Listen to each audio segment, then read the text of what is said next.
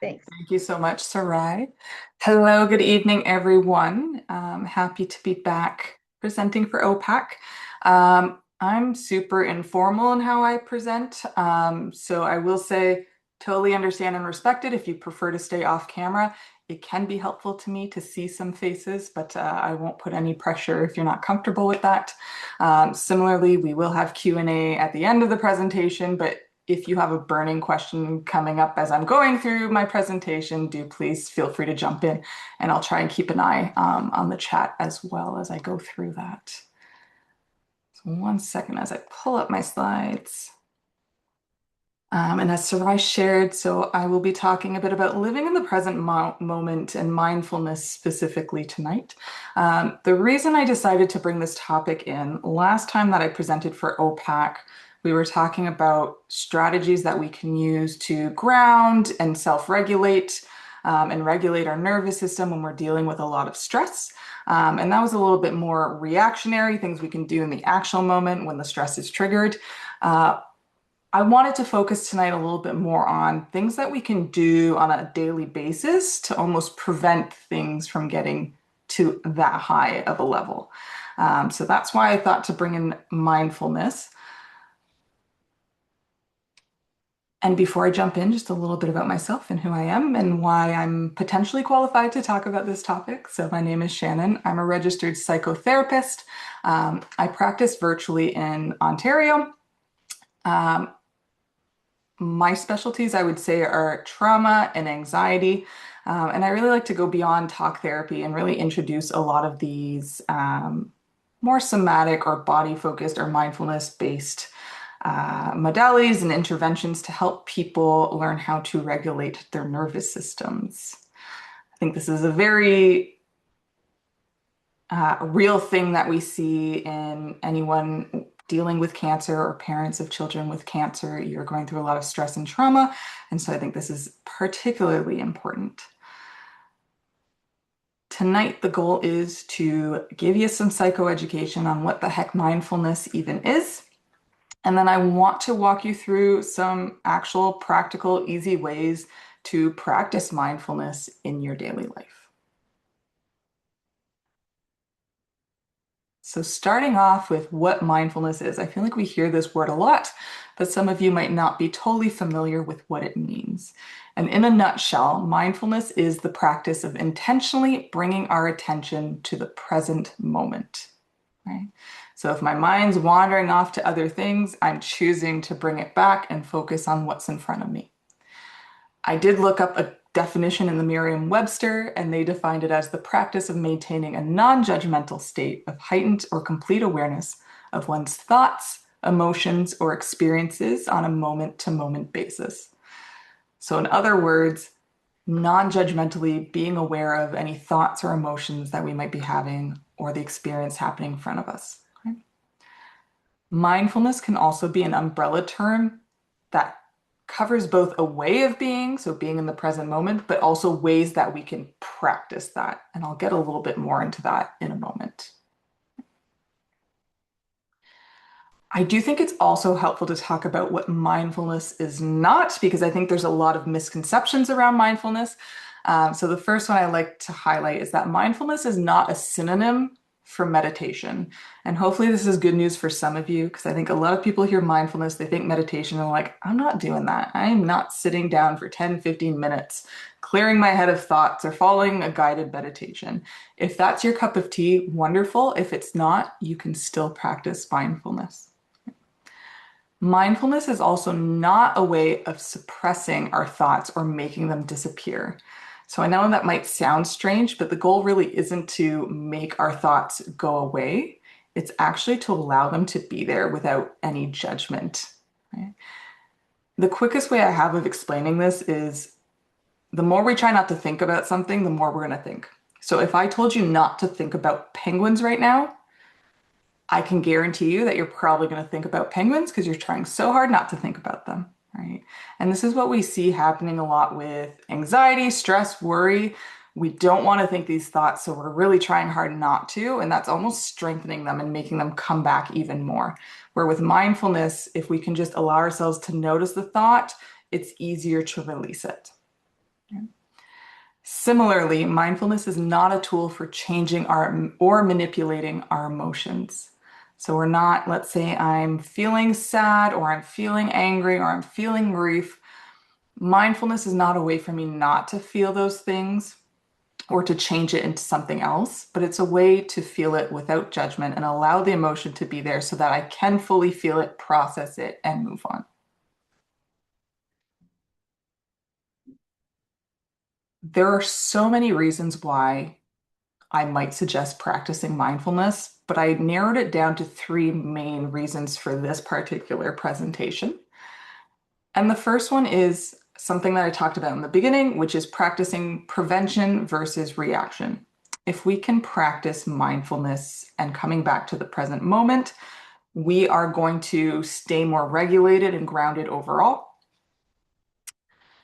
and be less likely to get as triggered as we might be if we're not practicing mindfulness or any other kind of stress reduction on a somewhat regular basis.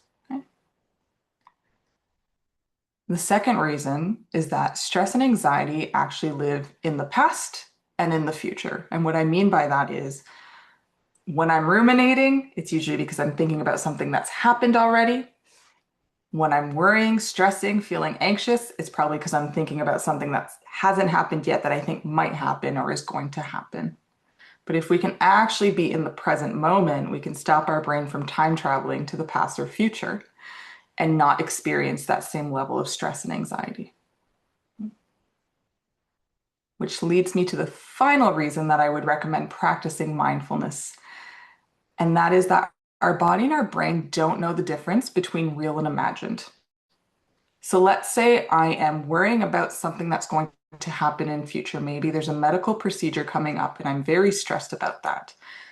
The very act of me thinking and ruminating on that means my body and brain think that thing is happening right now and is going to respond as if that thing is happening right now. If I can practice mindfulness and allow myself to be in the present moment, my body and brain are going to take in the cues of my present moment, and my body and brain are going to react to that, right? So it's going to be able to see, oh, I'm not facing a medical procedure right now. I'm in line at a Tim Hortons to get a coffee. Some key things that I think are important to remember when practicing mindfulness. The first is that it's important to be non-judgmental. So we're allowing our thoughts to flow, we're allowing whatever emotions are coming up naturally to come up, and we're not judging them. We're not telling ourselves that it's wrong for me to think this or feel this way. I shouldn't be feeling this. I shouldn't be thinking this. It's more just, oh, that thought is popping into my head, or oh, I'm feeling anxious right now, and that makes a lot of sense. The second thing that is important to remember is that we all have something called puppy brain. And what I mean by this is when I'm starting to practice mindfulness and be in the present moment, I guarantee you your brain is going to run away and try and think about 100 other things. And it's like training a new puppy, right? When you train that puppy, if the puppy runs away, you're not going to go grab it, yell at it, shame it. You're just going to go grab the puppy, bring it back, keep training it. And I invite you to bring the same compassion to your puppy brain, and that every time it wanders away, we're gently just going to bring our focus back to the present moment. And every time we do that, we are building new neural pathways. Neural pathways are these paths in our brain that make something more likely to happen again. So if we can develop neural pathways around bringing our focus to the present, one day you'll notice that it's just so much easier to bring your focus to the present, right? It's kind of like a truck driving through mud and making grooves, and eventually that mud hardens up and you can only drive in those grooves, right? The last thing I want you to remember about practicing mindfulness is that it's important to practice it regularly and little and often. So you're actually going to see more benefit by sprinkling doses of mindfulness throughout your day rather than sitting down and doing, a 10-minute meditation a few times a week. So it doesn't have to be anything difficult, and you'll see that in a little bit. But the more we can practice it regularly, the more we can develop those new neural pathways, and it's just going to become second nature, right? I always say practicing any of these types of strategies is like going to the gym. You're not going to go once do some bicep curls and be, Arnold Schwarzenegger all of a sudden. It's something you need to build up over time. And it's the exact same thing with any of these strategies and building those neural pathways. The more we can practice it, the more we're going to build that up. So let's get into the fun part, which is some different ways that you can actually practice mindfulness. And I promise you they're not painful.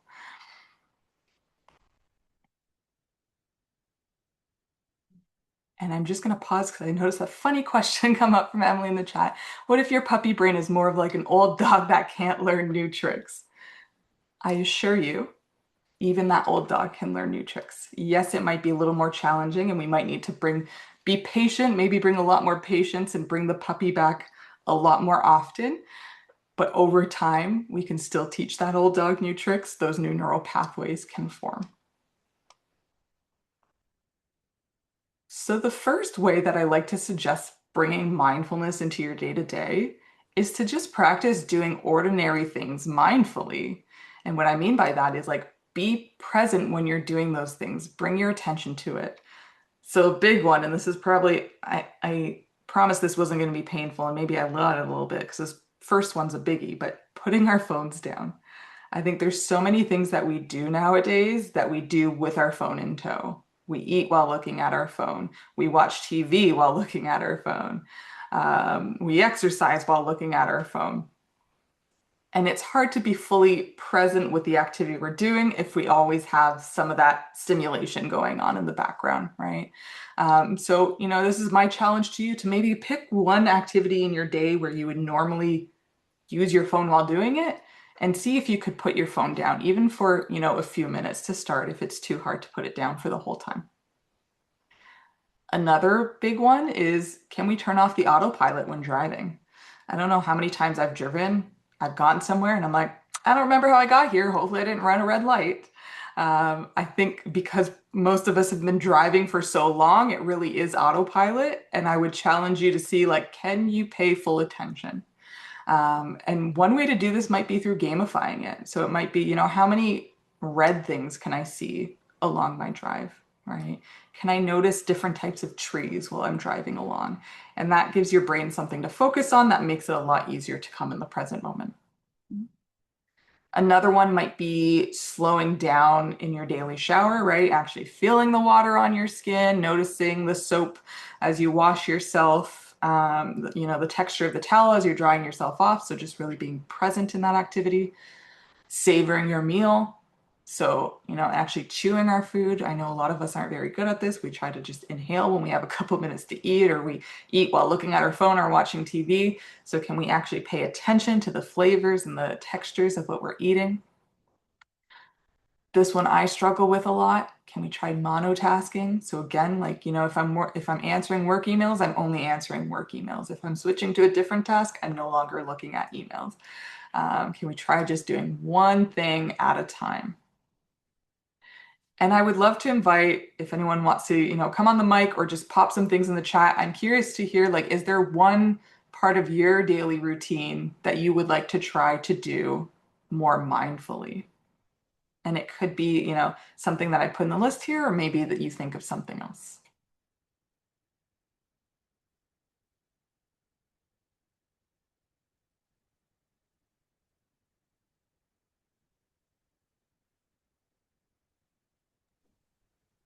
Shannon, I tend to do a lot of multitasking at lunchtime. So that should be my rest time, but I'm actually doing 12 different things at once. So I'm thinking I'm going to challenge myself to like actually rest at my resting time. So, take it Mm. easy instead of working through my lunch. Yeah. What does easy look like for you? Not much, but like maybe only doing 3 things instead of 10 things all at once? I love that you said that because I want to say if we're going from doing 12 things, it might not be realistic to expect ourselves to just do one thing. And that might actually be a little more stressful for our system. But yeah, can I do only 3 or 4? Right? Yeah, I love that thing, Sam.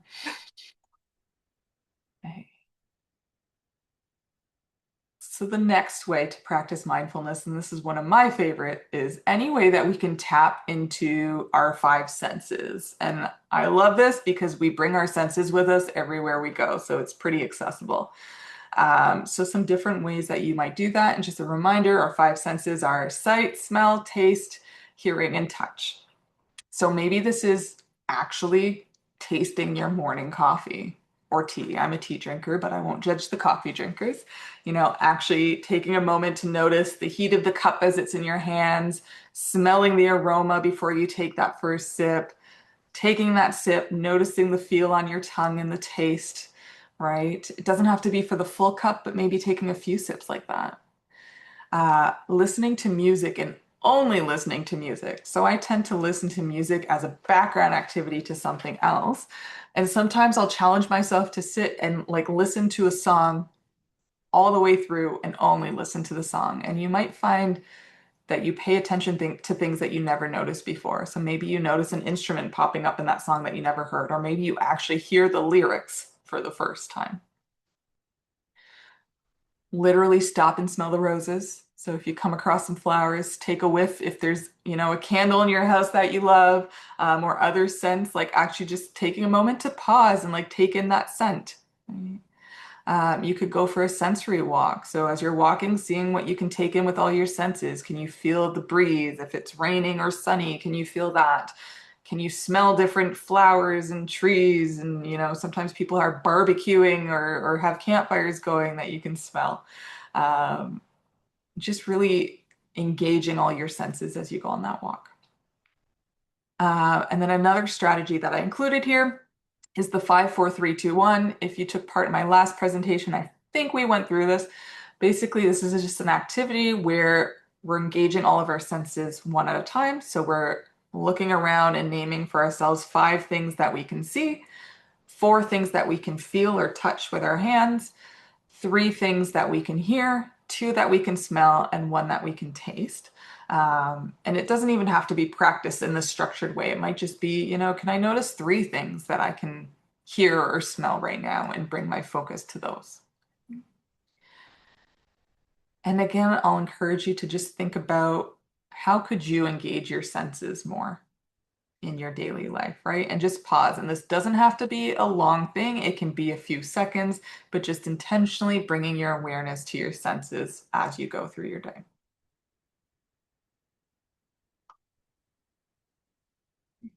The next way of practicing mindfulness, I find this one so cool. The authors refer to it as microdosing mindfulness. And it's from a book called, I believe the book is called The Power of Awe, and I've included the website there, thepowerofawe.com. This is a way of practicing mindfulness in like 15 to 30 seconds max. It's so fast. And the results that the authors saw with this of people who would practice this a few times a day for 30 days were incredible. It was reducing depression, anxiety, I believe chronic pain was in there as well.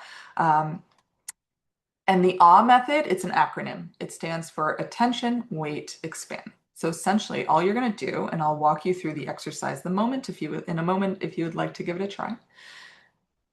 As we inhale, we're going to bring our attention to something pleasant. So this is great. Like, let's say you're at the Grand Canyon or at the Niagara Falls and you're seeing something that brings on wonder. We can practice that there, but you can also practice it with anything in your daily life that just brings you a little bit of joy, right? So as we inhale, we're going to bring our attention and just take in all the details of that thing. We're going to hold our breath for a few seconds and just really continue taking in the details. And then as we exhale, we're going to turn our attention to our body and just notice like what it's feeling like in our body to take in this thing, right? Maybe you'll notice your chest expanding or your shoulders are lowering because they're up by your ears, or there's like a tingling in your shoulders. And again, this can take like 15 to 30 seconds. So I will guide you through this activity now. I'll invite you to just take a look around your space quickly, see if there's anything that brings you a little bit of joy. If you're not seeing anything, you might even just call up a memory that brought you joy. And I'll invite you to just slowly inhale as you notice this thing or think about this memory. And just hold your breath for a few seconds as you tune into the details of this thing or this memory. And slowly exhale and just bring your awareness to your body and noticing any pleasant sensations in your body from thinking about this thing. And it's that simple. That took us no time at all. And yet that was practicing mindfulness, and you can easily sprinkle this throughout your day. Um, on this website, they used to have an option to submit your email and they would send you a free guided meditation. Um, and they walk you through, I think it's like a 6-minute meditation on bringing this more. If you're into longer guided meditations, you might want to check that out. But again, it can be as simple as that 15-second practice of just inhaling, bringing your attention to something, waiting, really tuning into the details, exhaling, noticing how your body feels.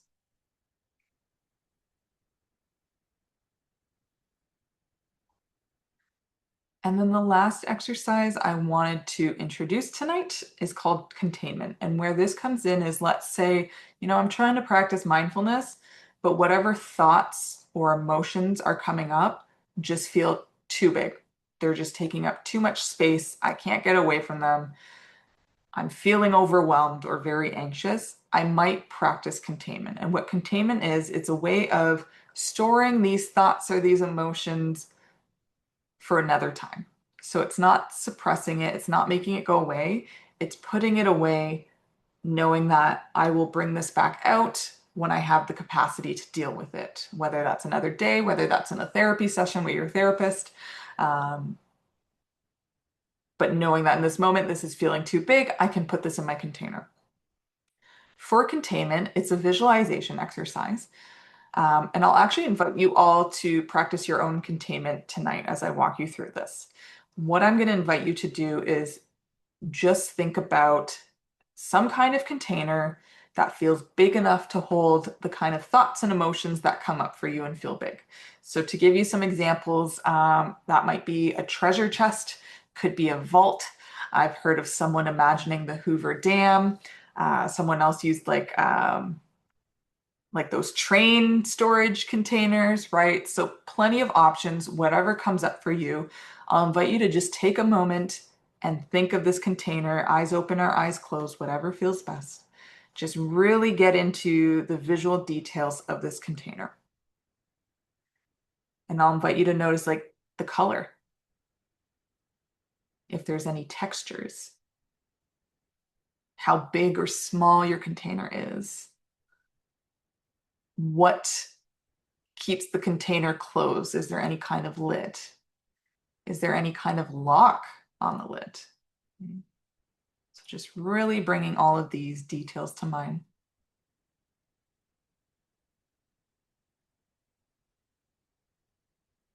And also thinking about where you would like to store your container.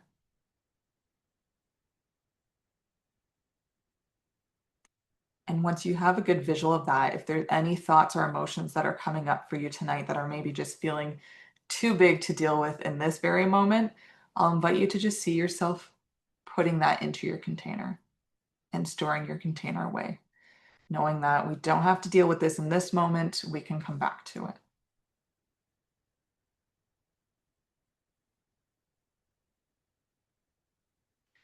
Some people like to get some kind of physical representation of their container, so know that that's an option as well. So for example, I've had a client who visualized a mason jar and then they got themselves an actual mason jar and they would write the thought or emotion that was coming up and feeling too big on a little sticky note and throw it in the jar. And they really like that physical ritual. But you can also just do this as a visualization.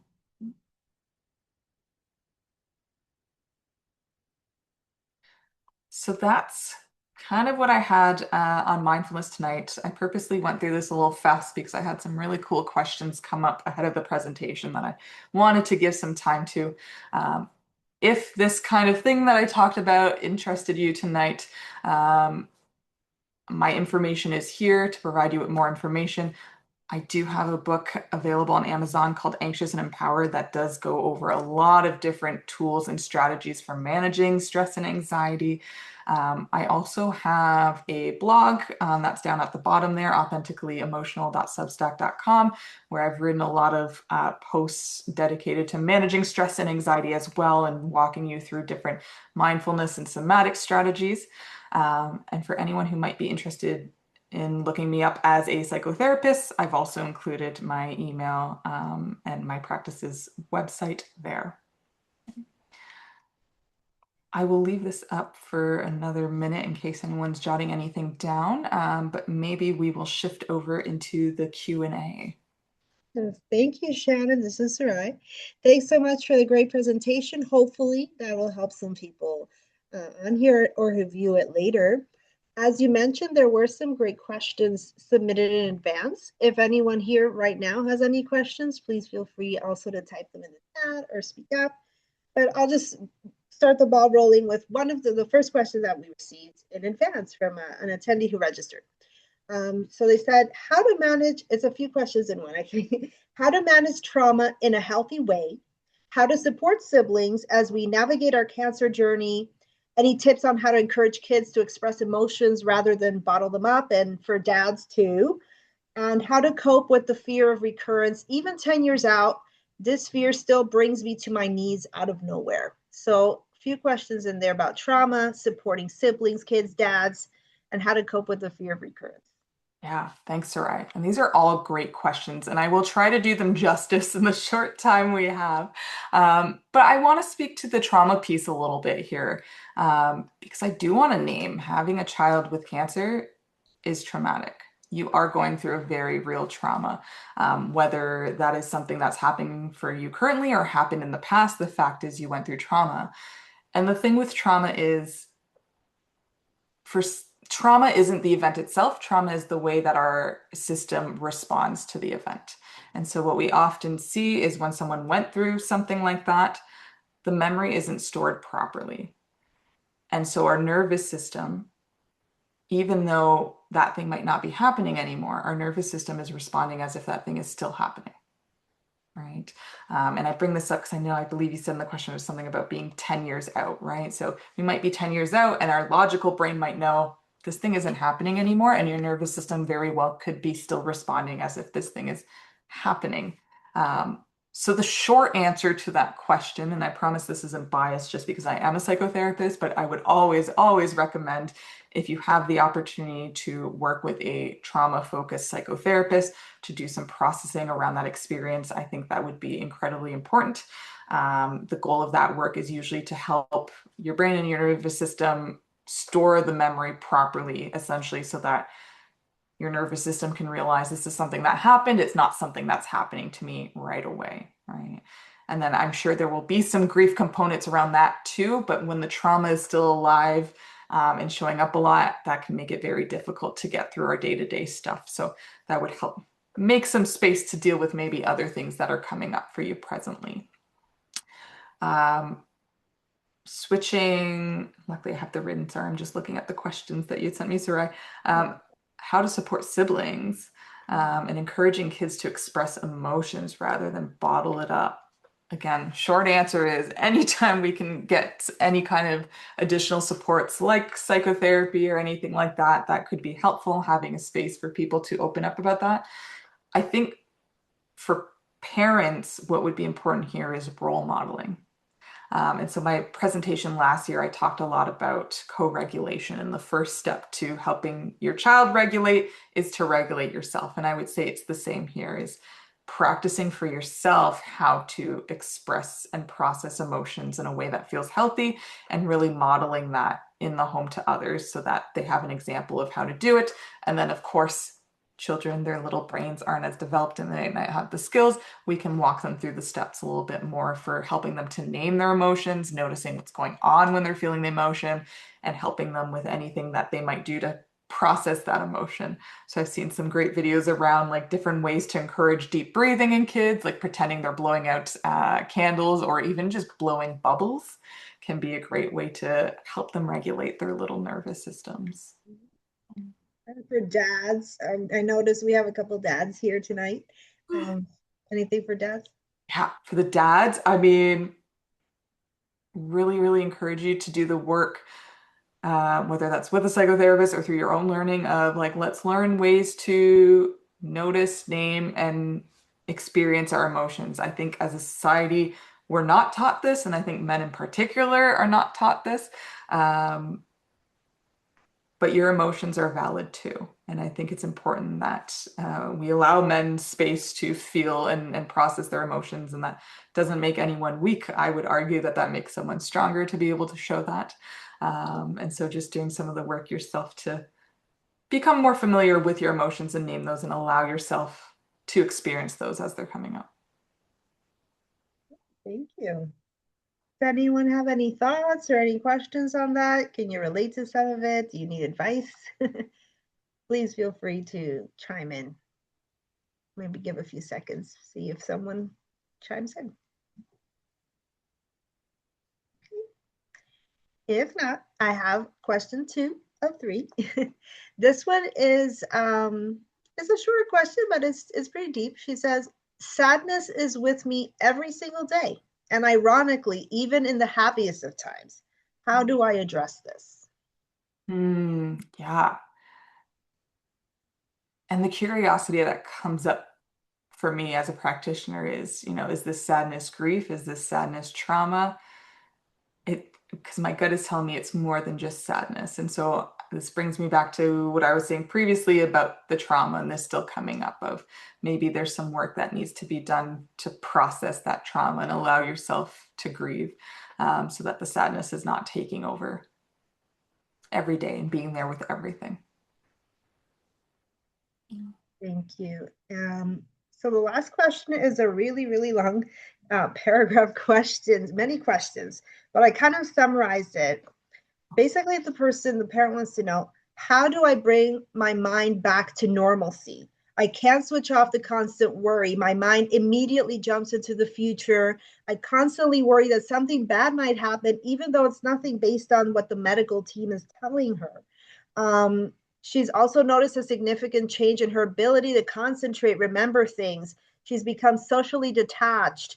She feels like her relationships have changed, like a different person. She feels like she used to be a positive person, very strong. Now she's automatically going in a negative direction. And she wants to know, is what she's experiencing a normal response to everything that she's been through? And more importantly, how can I start getting my mind, concentration, relationships, and sense of normalcy back? Oof, great question. First and foremost, yes, it's normal. I'm sure it sucks. No one wants to feel that way, but I do want to normalize that. Like, that is the brain and the nervous system responding the way they are designed to respond to trauma. Um, and so, yes, it's normal. And again, there are things absolutely we can do to kind of bring back, whether that's doing some deeper trauma processing work. I think that would be important, so that you can teach your nervous system that, okay, but this thing's not happening anymore. And so, can I adapt to my new normal? A big part too of trauma work, and what we consider the first phase is, can we introduce safety and regulation? And so that might look like, trying some of these mindfulness strategies that I was talking about tonight. If you did do the presentation last year, you saw the recording, there was a lot of, strategies introduced there to help regulate the nervous system. These are always things that I would introduce first with my clients so that we can just start getting some kind of semblance of regulation or safety before we even dive into deeper work. So I always think that that would be a great place to start, right? And to help show your nervous system in a given moment. Like, I know you think you're in danger right now, but you're not actually in danger. We're okay right now. Thank you, Shannon. So those were all the questions we received in advance. I just want to say again, if anybody has any questions here before we wrap up tonight, please let Shannon know. Now's your chance to speak. And I'm prepared to wait out the crickets. I'm an instructor at a counseling program at a college, and I stare my students down all the time until someone talks, so I can be patient. I found it interesting that all three of those questions basically have the same baseline, like Mhm. trauma, and um, thinking about things even 10 years later, even though the third person seems like it's more present in the moment, it's still the same kind of trauma, the same, you know what I mean? Like there's the same topics coming up for Yeah. three separate people. Yeah. Thanks, Emily. And I think maybe we don't name it enough for people as like I'm glad so at least one of them in the questions was able to name it as trauma, but I think when we think of trauma, maybe we don't think of this, but this is a lot of traumas, right? And so just because it's over and maybe, in the one example, your child is now fine and you can see that your body's just not catching up to that message, your brain's not catching up. Um, so would really suggest, yeah, can we get some extra support around that? But even if the trauma is still happening, it's never too early to get support around that as well. And process those things because that's just a lot for the nervous system to be going through, right? For the child, but for the parent as well to have to watch that. Yeah. Just like I didn't know the proper definition of mindfulness, and you brought us that tonight, I think a lot of cancer parents don't know the I'm not going to say proper definition, but the real definition of trauma. Most people think like, oh, I was in a car accident, it was 30 seconds of trauma, and but we have years of trauma that we're Yeah. trying to deal with, right? And it just stacks up on each other. Yeah, absolutely. Right. And I think even in the therapy world, sometimes there's like we get stuck on big T trauma versus little t. And it's like these things Emily mentioned, like, a car accident, a hurricane, right? Being mugged. But as I mentioned earlier, and I really appreciated when I heard this reframe on trauma, trauma is not the event, trauma is our response to the event. And so anything, in my opinion, that's like really dysregulating your nervous system, I'm going to be looking at as trauma. Um, and I think thinking about, being the parent of a child with cancer, and to Emily's point of like, this is happening again and again, I want to say this cautiously, but I might even consider that more like complex trauma, right? Where it's something just ongoing that keeps happening rather than a one-time event.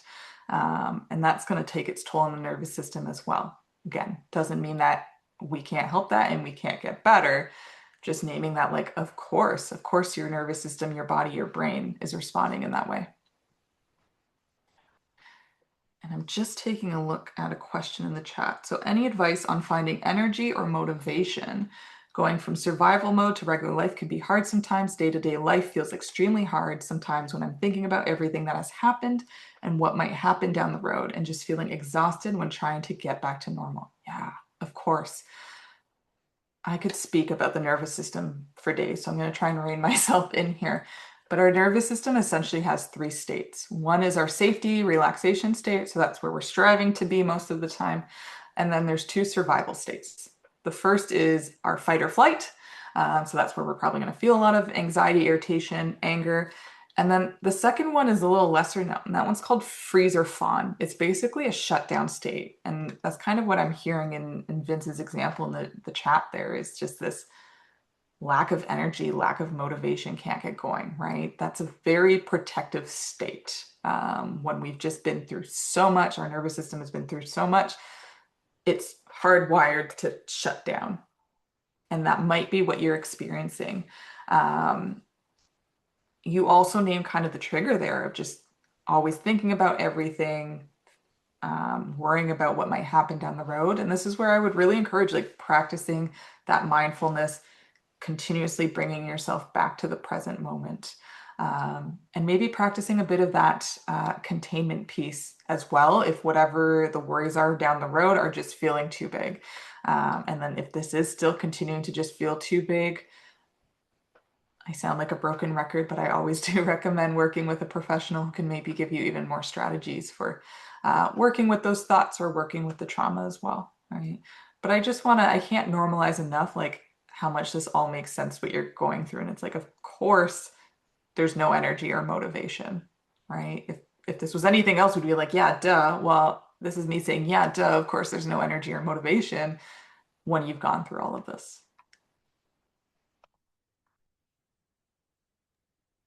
Yeah, thank you. Makes a lot of sense. Um, any more questions before we wrap up for Shanen? I just wanted to say the cancer mama that requested Shannon to come back tonight had an emergency with her own cancer kid, so she couldn't come. But she just wanted to offer anybody that put in questions tonight or that came this evening, she would like to purchase Shannon's book and send it to them if they're open to that, because she found it very helpful last time Shannon was here, and she uses her toolbox on a daily basis. And so she would like to offer Shannon's book to anybody that would like it. Thank you. Please thank her on our behalf and for Shannon's behalf. For sure. Yeah, please thank her on my behalf. I'm very touched. Yeah, yeah. And if anybody's interested in taking up on that offer, just email me, Sarai, info@opac.org, our usual email, and let me know and say, I registered, I'm here or I was at the presentation and I'd like to have a copy of the book. And then I guess, Emily, I'll get you in touch Yep. with connect you with the parents who are interested so you can get that rolling. Thank you so much. Perfect. Very nice. All right. All right, so I guess we'll end it on that high note. Thank you again, Shanen, for another excellent presentation. Thank you to everybody who participated tonight, either just listening and learning or contributing to the chat and questions. And please check our website, opacc.org, for more resources and support, peer support, financial support, all kinds of support for families of children with cancer, diagnosed with cancer in Ontario. Thank you again, and yeah, have a good evening. And please let me know if you wanted a copy of Shannon's book, so we can get that to you. All right. Thank you Thank so much, you. everyone. Hey, good night. Okay.